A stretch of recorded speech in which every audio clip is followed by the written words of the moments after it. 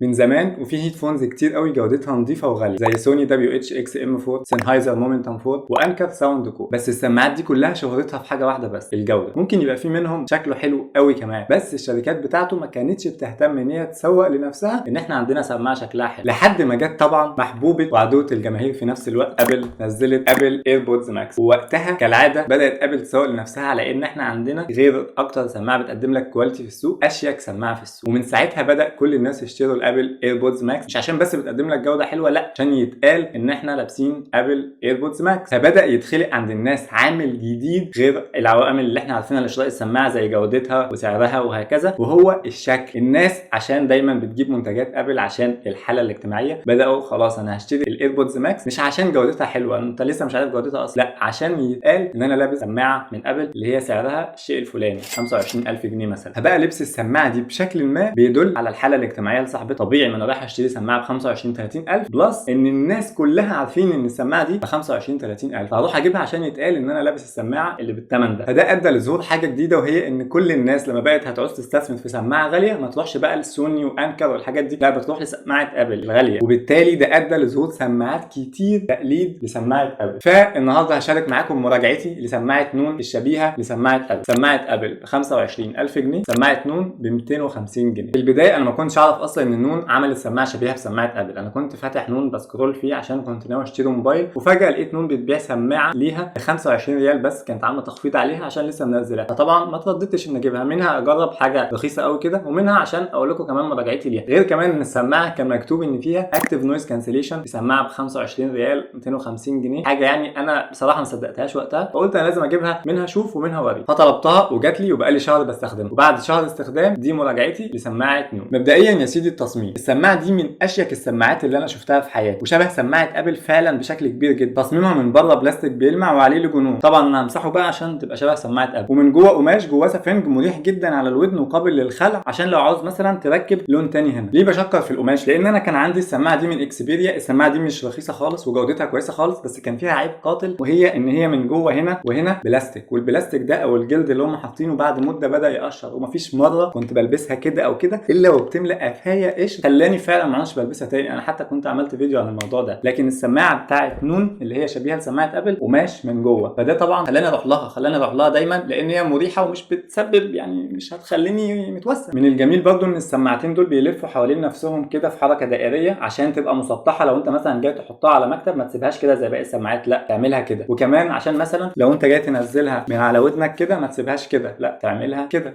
عشان تبقى مريحه. بعد كده بيخرج من السماعتين عمودين ستانلس متوصلين بطبقه بلاستيك متوصله بالفريم اللي متبطن بقماش مريح جدا. طبعا القماش ده قتل لي مشكله الجلد اللي لسه متكلمين عليه، بس برضه كلامي ما يخليكش تقول ان التصميم ما فيهوش اي غلطه. احنا كده اتكلمنا عن المزايا، خلينا نتكلم عن عيوب تصميم السماعه دي. المشاكل اللي قابلتني في تصميم السماعه مشكلتين، وبصراحه لازم يتقالوا لان هم مش صغيرين. اول مشكله ان السماعه قصيره الى حد ما، يعني انا وانا بحطها كده هي كده جايبه اخرها، وانا ما ينفعش اطولها تاني. ممكن يعني هو ده مش مضايقني قوي، بس في نفس الوقت انا لو شعري طويل، انا حالق دلوقتي، لو شعري طويل هتبططه هتبوظ شعري، وممكن بعد مده، وبصراحه ده ما حصلش معايا، بس ممكن بعد مده تصدع لو انت فعلا شعرك طويل وهي شداك. تاني مشكله بقى كمان ان الستانلس ده بيفك، يعني هو فك معايا هنا، السلك باين اهو، وانا ركبته تاني اصلا بعد ما فك، ودي حركه بايخه. يعني انا مثلا كنت في الجيم بالسماعه فجاه فكت مني، سبت بقى التمرين وقعدت اركب فيها. طيب خلصنا التصميم، نروح بقى على جوده الصوت. السماعه بتقدم جوده صوت رهيبه بالنسبه لثمنها. انا دايما بقول ان اي تك ريفيور يقدر ينقل لك تجربه اي حاجه بيراجعها ما عدا السماعه. يعني ممكن ينقل لك تجربه موبايل، شاشه، ساعه، لكن هنقل لك جوده الصوت ازاي؟ دي فعلا بتبقى محتاجه ان انت تسمعها انا. بس على قد ما اقدر هحاول اوصل لك جوده الصوت ده. بس كل اللي اقدر اقوله لك ان السماعه بتقدم جوده صوت نقيه جدا، ستيريو طبعا، والليتنسي بتاعته قليله قوي قوي. اكبر ميزه بقى هتشوفوها في السماعه وهي الاكتيف نويز كانسليشن. انا فعلا ما كنتش مستني انه هيكون شغال، لكن اتضح ان في فعلا نويز كانسليشن في سماعه ب 250 جنيه. انت مجرد ما بتدوس على الزرار ده اللي هو اللي تحت ده، النويز كانسليشن بيشتغل. والنويز كانسليشن هنا انا ما تخيلتش خالص انه هيكون كده. مش هقول لك ده احسن نويز كانسليشن هتشوفه، طلع النبي، سماعه ب 250 جنيه، لكن سماعه ب 250 جنيه فيها اصلا نويز كانسليشن، دي حاجه ما ينفعش تتخيلها، ما ينفعش خالص. انا يعني مثلا هتحطها كده، لو شغلت تكييف، لو في ناس بتتكلم في الخلفيه، اي دوشه، الكيسه اللي شغاله ورايا دي، كل الحاجات دي فعلا بتختفي نهائي. فانا فعلا لحد دلوقتي مش مصدق برضه ان هي فيها اكتيف نويز كانسليشن. انت بس تفعله هتخش في عالم تاني. طيب في عيب بقى في الاكتيف نويز كانسليشن ده برضه، هي كل حاجه قصادها تكه كده. ايه العيب؟ هو يعني بسيط ومش بسيط. العيب ان انت لو حاططها كده والسماعه مش متوسطنه بالظبط في ودنك، هتصفر صفاره هتخليك تشيل السماعه ترميها بجد. السماعه بتصفر صفاره جامده قوي، مش عارف ده عيب تكنيكال ولا هي قصدها تصفر عشان تنبهك ان السماعه مش متسنطره في ودنك فسنطرها. مجرد ما بتسنطرها الصوت بيختفي، لكن لما بيظهر فعلا الصوت بيبقى رخم قوي. يعني انا يوم نفس الجيم ده واحد صاحبي شافها وعجبته، قال لي هات اجربها وجرب النويز كانسليشن، فبيحطها في ودنه وما ظبطهاش في ودنه، وانا رايح اشغل له حاجه يسمعها لقيته بيقول لي بتصفر كده بالظبط، وصوت يعني ما تفهمش،